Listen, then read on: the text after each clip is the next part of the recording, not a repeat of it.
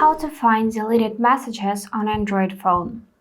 So if you accidentally deleted your whole conversation or maybe just few messages, I'm going to show you how you can restore them. Let's get started. Firstly, what we can do is we can open up the Google Messages. And now you should see all your conversations. So to find the deleted one, you just need to tap on your profile icon in the top right and click section Archived. Here you will see all your archived conversations. So let's say I will archive this one. And now let's go back. And yes, this is my archived conversation. I can tap on it and see the content. And to unarchive, just press and hold on this conversation and then tap the arrow icon on the top once again to unarchive this conversation.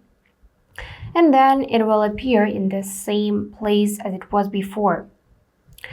And to find your deleted messages, maybe few messages, not the whole conversation, what you're gonna do is swipe up to access your settings. And then scroll a bit down until you can see section Accounts and Backup. So from here, firstly, you'll see a bunch of things. We are interested in the Manage Accounts first. And you need to make sure that your Google account is synced here and you enable to auto-sync data. Now you should see the option to restore data. So tap on that.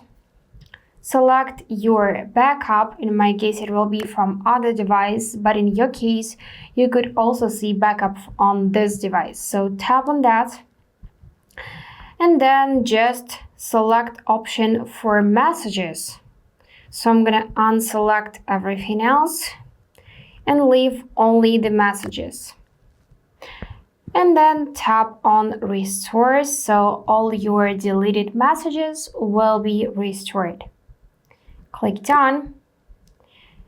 And after that, this type of info will be restored.